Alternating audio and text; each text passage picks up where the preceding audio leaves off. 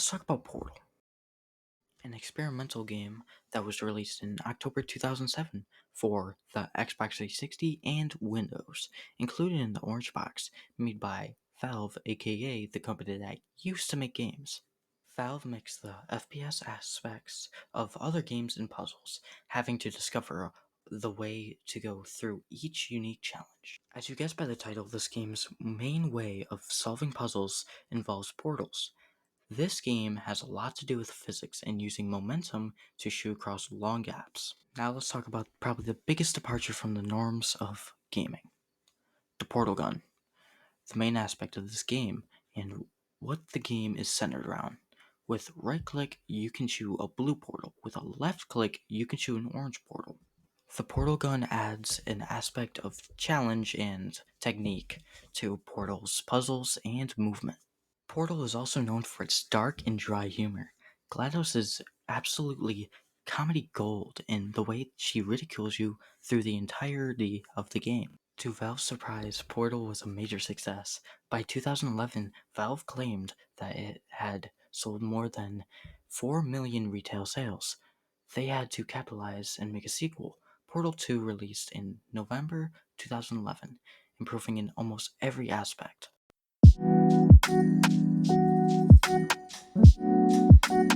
Now for my spoiler-free review. You can skip this part and go straight into the spoiler review.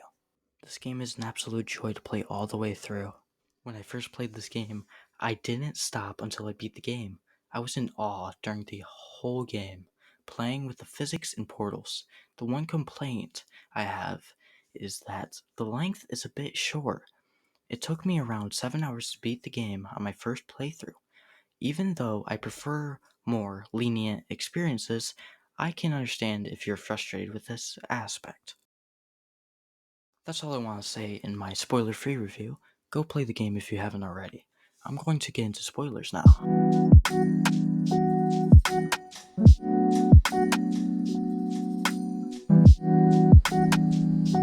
Portal has you as a test rat. You go through each chamber. The difficulty does not show itself until you get the full portal gun. That's when the difficulty becomes apparent. The early test chambers can be challenging to someone new to Portal, but for people with the ability of quick thinking, it can be child's play. When it becomes more challenging is when the fun really begins. Some puzzles may need quick reaction times to do them successfully, but there are some tedious puzzles. For example, Test Chamber 15 has the only puzzle that I still don't know the solution to. I just try a random selection of portals until the weird electric orb magically goes into the right spot. After that, there aren't many flaws. It still looks great and it plays fantastically. The biggest issue I can think of is the gunner robots. They are, with no doubt in my mind, the most annoying thing in this game. I understand why they are in the game, but they are just annoying to take care of. They throw me off every time they shoot me. This game has some stressful moments, which is fantastic that they can convey that emotion to the player, because that means that we must care about failing. Let's talk about replayability now.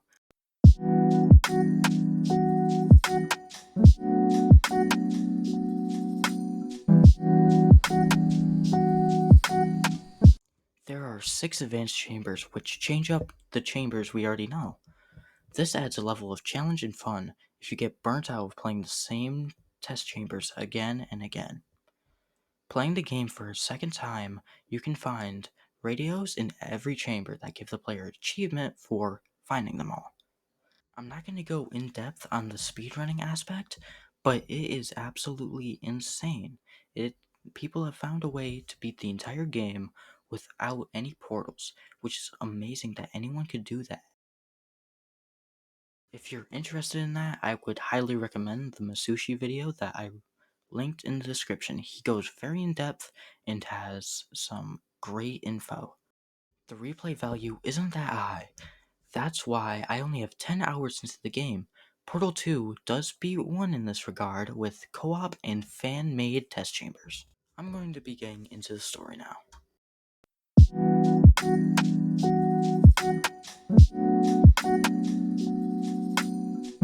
The story of Portal is great. You wake up in a test chamber and get forced to do tasks for a mysterious robot. The farther you get in, you can begin to see how to get out. The robot offers you a cake when you're done doing your testing. You are led to believe that GLaDOS is lying about the cake until you defeat GLaDOS and escape your testing, and there's a cutscene that plays. It shows that there was a party set up for you, and the cake is sitting there.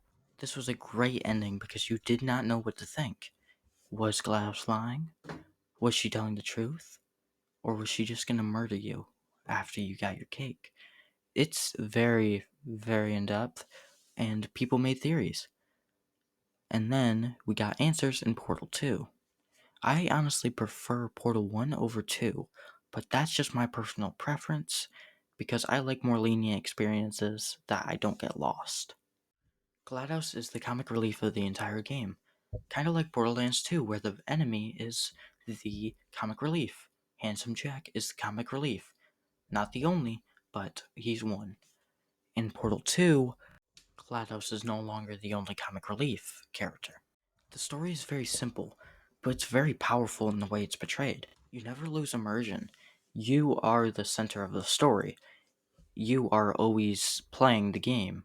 The only cutscene there is after you defeat GLaDOS, and that cutscene is just to make you realize that there is a cake and it is real.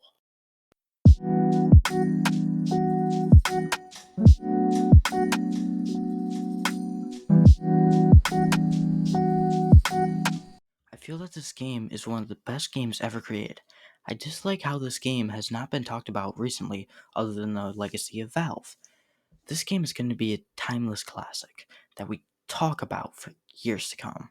I probably missed something, so if I did, sorry. There was a lot to cover, and I barely mentioned the speedrunning community of this game.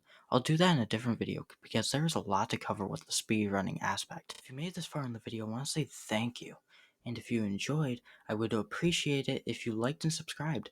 With that said, I hope you have a wonderful day. See ya.